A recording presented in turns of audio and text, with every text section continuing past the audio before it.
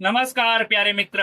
कैसे समृद्ध बने इस YouTube चैनल में आप सभी का स्वागत है। मैं बापी पंडित जी आज आपको भगवान जगन्नाथ जी की स्नान यात्रा के बारे में कुछ बताने का कोशिश करूंगा। जिस भगवान के बारे में बताने के लिए समस्त विद्या के अधिष्ठात्री देवी भगवती सरस्वती भी सक्षम नहीं है, जिस भगवान के बारे में बताने के लिए जो चार वेद के देवता हैं ब्रह्मा जी, वो भी सक्षम नहीं है। देवों का देव महादेव भी उन भगवान के बारे में बताने के लिए हिचकिचाते हैं। अनंत नाग अपना सहस्त्र मुख में इस भगवान का वर्णन करके खत्म नहीं कर पाते हैं, तो मैं उनका बारे में भला क्या ही बता सकता हूँ। लेकिन मेरा छोटा सा मुंह में यथासाध्य प्रयास करूंगा कि उस भगवान के बारे में कुछ बताने के लिए। हे प्रभु, मुझे ज्ञान दीजिए। हे प्रभु, मुझे शक्ति दीजिए। हे प्रभु, मुझे बुद्धि दीजिए एवं भगवती सरस्वती को मेरा कंठ में विराजमान कराइए कि मैं आपके बारे में कुछ बता सकूं। हे नारायण, हे जगदीश्वर भगवान,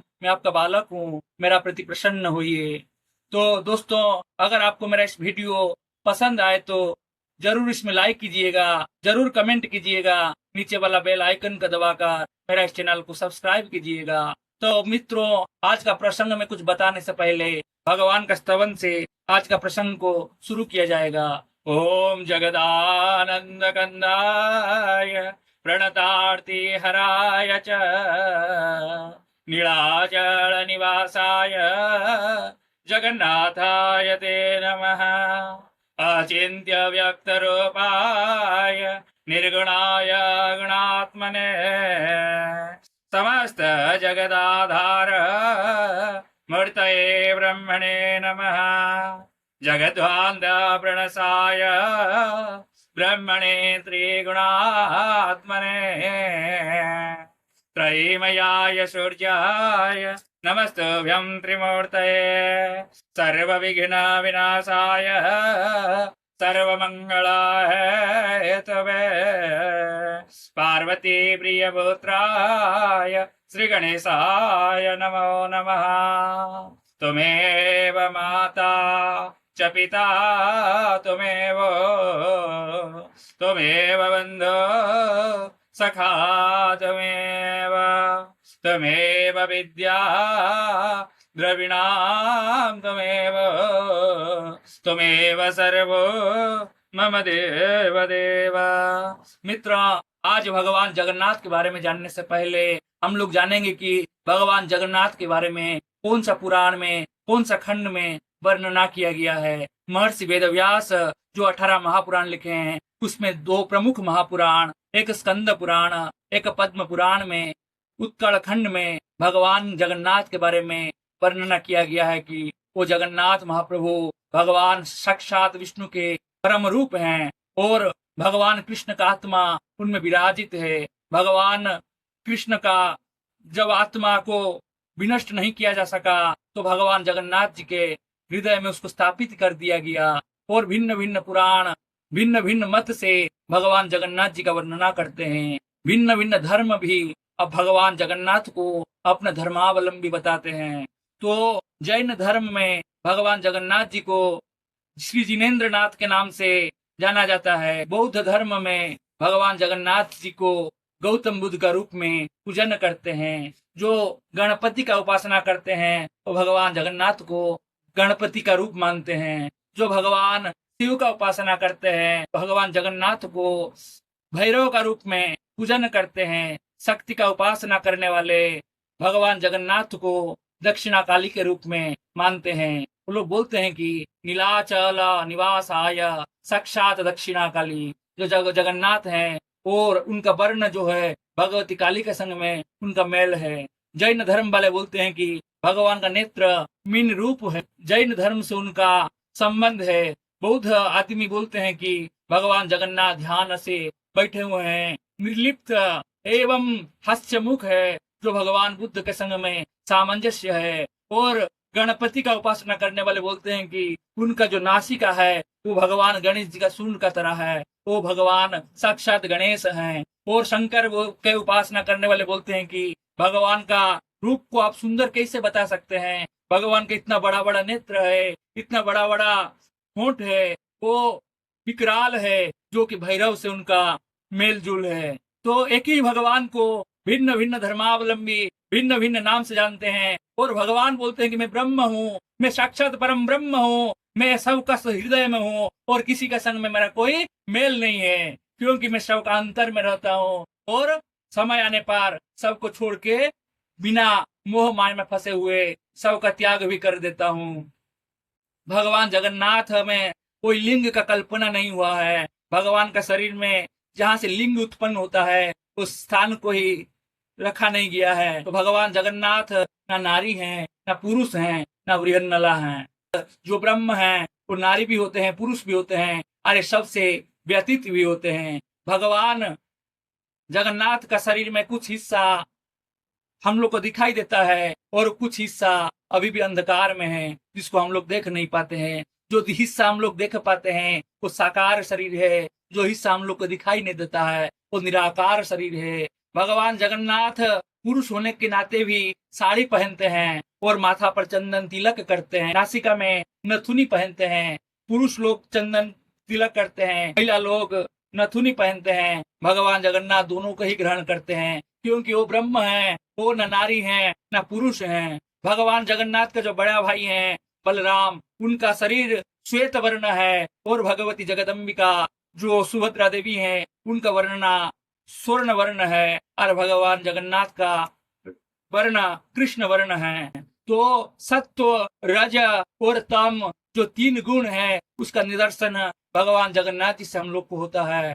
भगवान जगन्नाथ जी का नेत्र में कोई पलक नहीं है।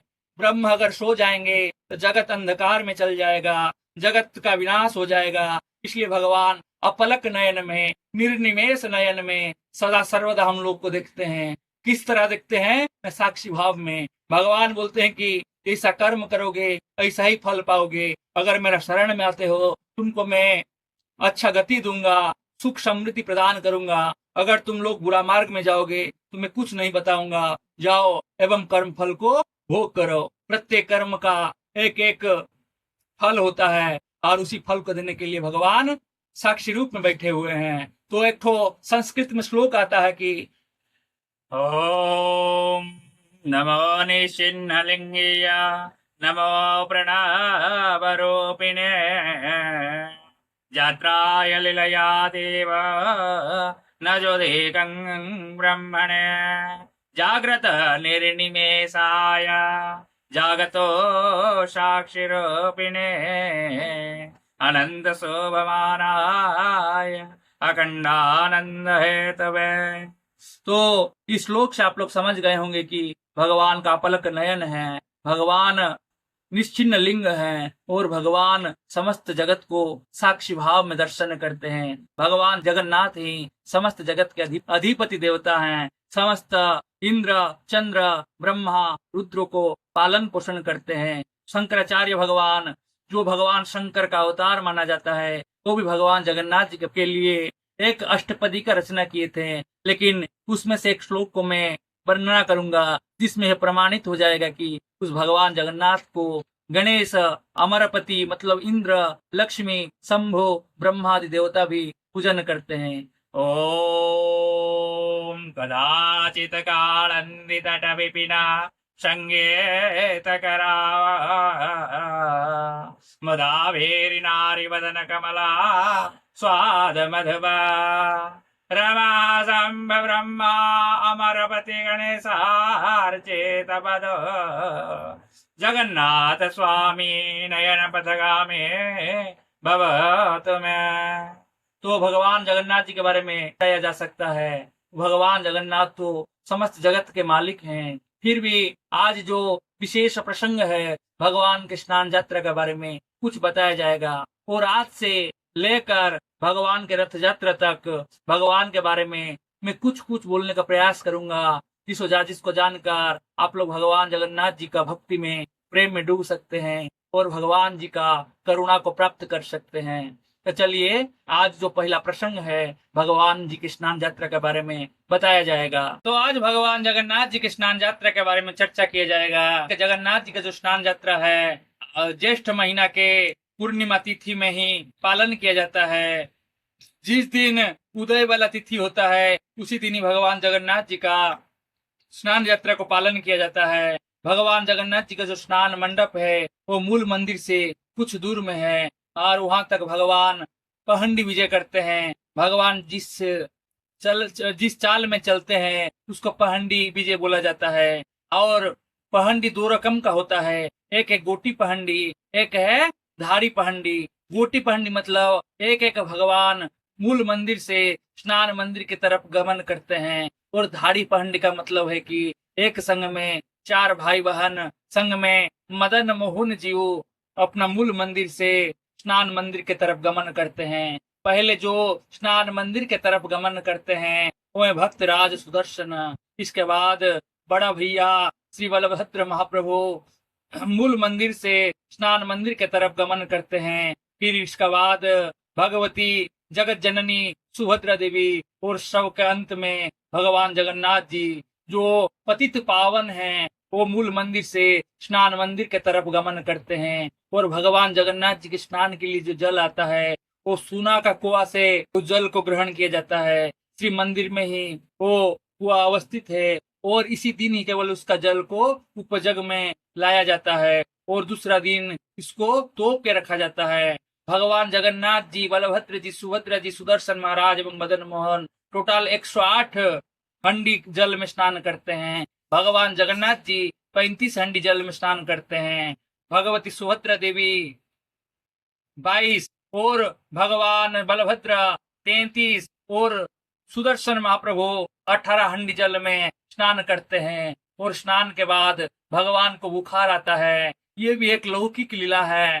जो जैसा कर्म करेगा वैसे ही उसको फल पाना है। अगर तुम जल में भीजोगे तो तुमको अवश्य ही बुखार आएगा और पाप करोगे तो उसका फल अवश्य ही होगा। अगर तुम ब्रह्मा विष्णु महेश क्यों ना हो, तुम परम ब्रह्म ब्रह्म क्यों ना हो, तुमको उसको भुगतना ही है। यही भगवान हम लोग को शिक्षा देते हैं। जल में स्नान किए और उसके बाद भगवान को बुखार आया और ये बुखार 15 दिन तक चलता है। इसके पीछे भी और एक कहानी है। माधव दास का जो व्याधि था, जो बुखार था, उसको हरण कर लिए थे और उस इसी 15 दिन में जितना भी उनका प्रिय भक्त है उन्हीं लोग का बुखार को, उन्हीं लोग का बीमारी को भगवान हरण करते हैं। ये भगवान का एक अपूर्व लीला है। जगत का नाथ का एक अपूर्व लीला है। वही जानते हैं उनका लीला के बारे में। इन आज के दिन में भगवान जगन्नाथ जी का गजानन वेश होता है। महाराष्ट्र का कोई एक भक्त को भगवान जगन्नाथ गणेश जी के रूप में दर्शन दिए थे और इसी दिन गजानन वेश भी किया जाता है। और भगवान जगन्नाथ जी का आज एक ही रकम का भोग लगता है। इंद्रद्युम्न राजा जो भगवान जगन्नाथ जी का मंदिर का स्थापना किए थे वो भगवान को बोले थे, प्रभु आप यहाँ भोजन कीजिए, केवल भोजन कीजिए, आपका हाथ का जल कभी भी ना सूखे। लेकिन आज का दिन में भगवान भोजन को छोड़ के केवल स्नान में ही रत होते हैं और केवल एक ही टाइम भगवान को भोग लगता है। तो ये भी भगवान का अपूर्व लीला है। भगवान का लीला भगवान ही जाने। और आज से लेके 15 दिन तक भगवान का जो बुखार होता है उसमें ब्राह्मण नहीं वैद्य उनका सेवा करते हैं। वैद्य कबीराजी जो दवाई है, जो आयुर्वेद है, उसी को ही उपयोग में लाया जाता है। जैसे एक साधारण आदमी का ट्रीटमेंट होता है उसी तरह भगवान जगन्नाथ जी का ट्रीटमेंट किया जाता है। यही एक अनोखा लीला है, यही एक जगत लीला है जो कि जगन्नाथ ही केवल कर सकते हैं। और 15 दिन का बाद भगवान जगन्नाथ जी का जो पट है वो खोला जाता है और इस 15 दिन तक पूरी में भगवान जगन्नाथ जी का भक्त का दर्शन नहीं होता है। अगर किसी का इच्छा होता है तो अलरनाथ में भगवान जगन्नाथ जी का दूसरा प्रतिकृति जो अलरनाथ भगवान है उन्हीं का दर्शन किया जाता है। और एक प्रसिद्ध कहानी है कि चैतन्य महाप्रभु इसी समय में गए थे भगवान जगन्नाथ जी को दर्शन करने, लेकिन इस समय में भगवान का बुखार होने के कारण भगवान का दर्शन नहीं कर पाए। वो रोते रोते बोले कि प्रभु हमको अब अगर दर्शन नहीं दीजिएगा तो इस शरीर को हम रखेंगे नहीं। तो भगवान उनको अलरनाथ में दर्शन दिए थे और जो चैतन्य महाप्रभु हैं तो सो के भगवान को प्रणाम किए थे। एक उनका शरीर का इतना तेज था कि वो प्रस्तर खंड में उनका प्रतिच्छवि अंकित हो गया। वो आज भी प्रस्तर खंड वहीं पर है। ये जगन्नाथ का पूर्व लीला है। जगन्नाथ अनूप हैं और उनका भक्त भी उनसे बढ़कर हैं। इसी तरह आगे भी चल के हम लोग इस बारे में धीरे धीरे जगन्नाथ जी के संस्कृति और जगत के नाथ के भक्त और लीला के बारे में बताते रहेंगे। अगर आप लोगों को मेरा इस वीडियो पसंद आए तो इसको अवश्य ही लाइक कीजिएगा, कमेंट कीजिएगा और नीचे वाला बेल आइकन को दबाकर मेरा इस चैनल को सब्सक्राइब कीजिएगा। जय जगन्नाथ, हर हर महादेव शंभो। तो सत्व, रज और तम जो 3 गुण